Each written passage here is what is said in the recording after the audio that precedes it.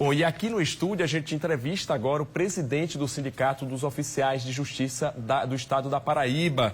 Muito boa tarde ao senhor, por estar participando. E agradeço desde já estar participando aqui do Estúdio Correio Debate para a gente fazer um balanço aí das ações da categoria, do sindicato, e de dizer também como é que está a situação dos oficiais de justiça aqui no nosso estado, Joselito Bandeira, que é o presidente, então, do sindicato.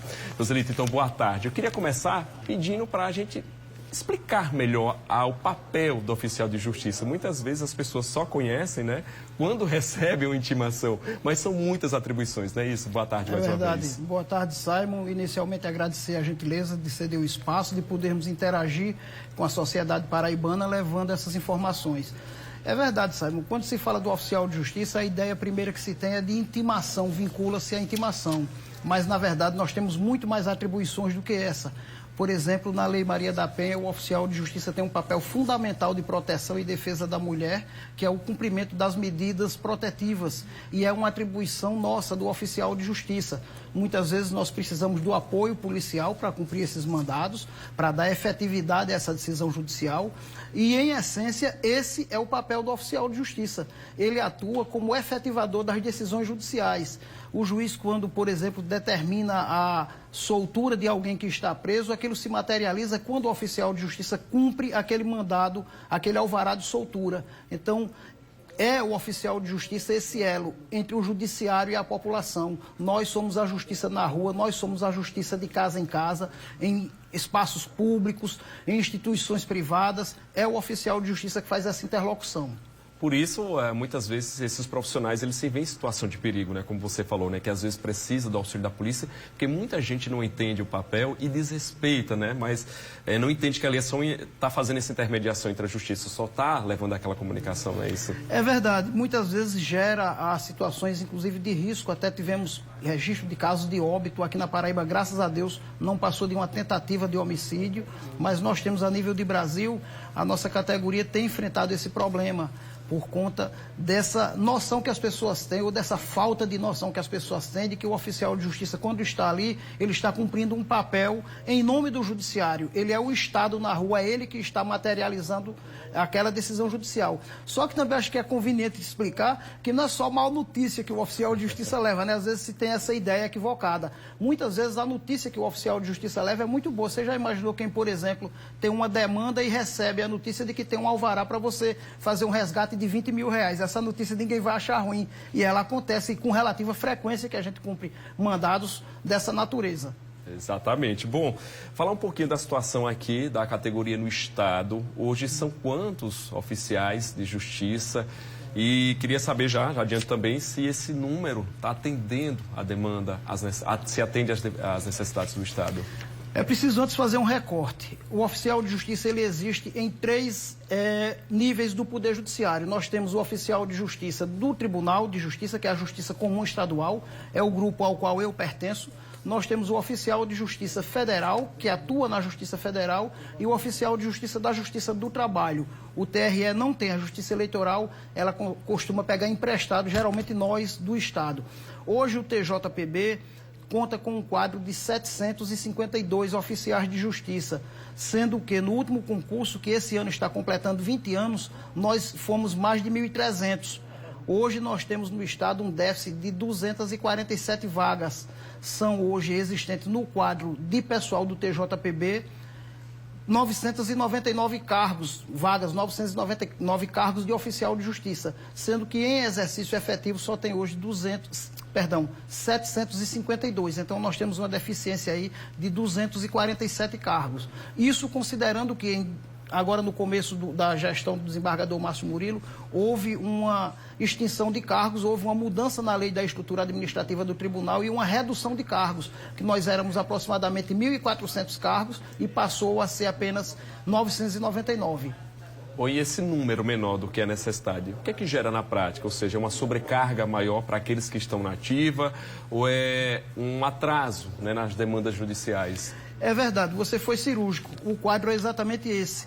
Com essa redução do efetivo, há uma demanda maior. Nós temos, por exemplo, na Paraíba, comarcas que estão com um oficial de justiça atuando. E isso gera um fluxo de mandados da ordem de 600, 700 mandados com esse colega para cumprir, o que é uma carga humanamente impossível de dar conta. Esse número, apesar de se achar que com o PJE, ou seja, para o cidadão que não tem intimidade com o linguajar jurídico, o processo judicial eletrônico, ele não veio a dispensar a atuação do oficial de justiça. O processo judicial eletrônico, ele traz a necessidade de uma readequação funcional, porque esse servidor, que ele tem esse papel de levar a justiça ao cidadão, ele precisa de se adequar a essas novas tecnologias. E aí nós temos que, mesmo com essas mudanças tecnológicas, ainda assim há uma carência de pessoal no quadro do Judiciário da Paraíba. Entendi. Pois é, essa situação aí, na verdade, são diversas categorias que reclamam disso, né, e que demonstram a necessidade, né, de concurso público em diversos órgãos públicos. O senhor falou aí sobre essa questão da ferramenta digital. A gente vê, né, que, por exemplo, até o WhatsApp vem sendo, né, utilizado nessa função de comunicar as partes. De que forma essas tecnologias vêm ajudando ou prejudicando os oficiais de justiça? Ou seja, a gente pode imaginar que no futuro, por exemplo, o senhor falou da extinção de cargos, isso pode resultar, essas tecnologias podem favorecer uma redução de cargos, ou seja, de vagas para os oficiais de justiça? Excelente pergunta, Simon. Veja bem, o uso dessas ferramentas eletrônicas, eu diria que ela não beneficia ao oficial de justiça, mas beneficia ao judiciário. Eu posso lhe dar um exemplo de um colega aqui de João Pessoa que cumpriu um mandado de citação de alguém que se encontrava em Dubai. Então, isso evita que você tenha a necessidade do judiciário expedir uma carta rogatória que levaria no mínimo um ano para ir e voltar, e você dá efetividade. Aquela pessoa respondeu ao processo apresentando a sua resposta processual, a sua contestação, participou da audiência. Com isso, você garante celeridade ao Poder Judiciário. O uso dessas ferramentas eletrônicas, em essência, ela ajuda ao judiciário e ajuda ao cidadão que invoca a prestação jurisdicional, porque você consegue resolver esse grande problema do judiciário, que é a questão da celeridade processual. E nesse aspecto, o oficial de justiça tem muito a contribuir. Nós temos experiências em alguns outros tribunais do oficial de justiça atuando como agente de inteligência, onde você tem uma elevação da produção com o oficial de justiça usando de ferramentas eletrônicas para a localização de pessoas e de patrimônio. Então veja que tanto no processo penal como no processo civil você consegue dar efetividade e celeridade ao processo, conseguindo atingir o fim, que é a prestação jurisdicional. E é o que a população precisa, né? Ou seja, que esse trabalho seja efetivado. Para a gente encerrar, eu queria que o senhor comentasse sobre a questão da remuneração. Está contente? Há uma luta aí para a implantação de melhorias? Como é que está aqui no âmbito estadual, né? Que é o que o senhor responde. Pois é. Nós tivemos agora, no começo do mês, uma reunião com o presidente do tribunal, o desembargador João Benedito, e conseguimos definir a reposição das perdas inflacionárias, conseguimos um índice de 10% de reajuste. Nós tínhamos uma perda que é da ordem de 25,52% e conseguimos parcelar 10% para esse ano e 10% para o próximo ano. Mas ainda temos uma questão muito importante, que é a questão da indenização de transporte. E isso está afetando muito ao próprio executivo, ao judiciário, porque você tem as ações de execução fiscal que estão paradas. E para você ter uma percepção, Simon, o oficial de justiça, mais do que um intimador, ele também é um agente arrecadador. Hoje nós temos parado nas varas de competência da Fazenda Pública, do TJPB, um passivo de 7 bilhões que o Estado tem que resgatar em impostos sonegados. E é o oficial de justiça quem consegue dar essa efetividade de resgatar esse dinheiro. E nós tivemos uma mudança na legislação que trata da indenização de transporte do oficial de justiça. Criou-se um monstrengo, por assim dizer, que inviabilizou a execução dessa lei, e nós estamos hoje tratando com a presidência do tribunal medidas que sanem esse problema. E é um problema que não é para resolver a vida do oficial de justiça, é um problema que é para dar efetividade a esses processos. As varas da Fazenda Pública, por exemplo, não conseguem atingir a sua produtividade, os juízes ficam com seu índice de produtividade negativado e o executivo deixa de arrecadar esses 7 bi que estão retidos. Então, estamos em conversa com o desembargador João Benedito, tivemos no final da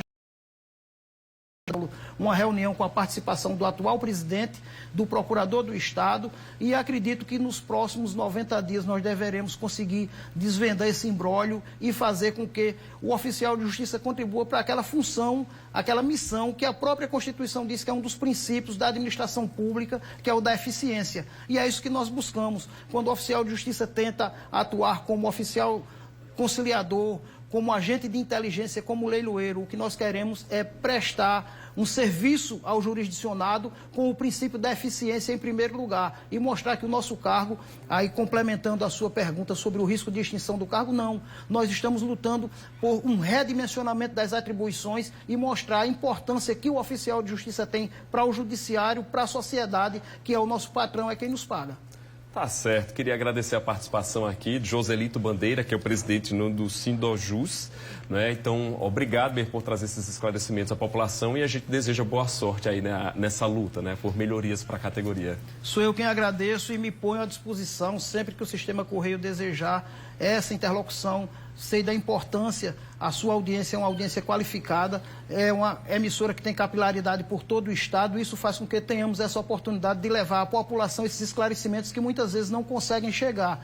Então estamos às ordens, o Sindojus Paraíba, só para concluir, completou 20 anos agora essa semana, são 20 anos de luta, mas também de conquistas. E nós, esse mês, teremos o Dia Nacional do Oficial de Justiça, o dia 25 de março. E por que 25 de março, o Dia Nacional do Oficial de Justiça?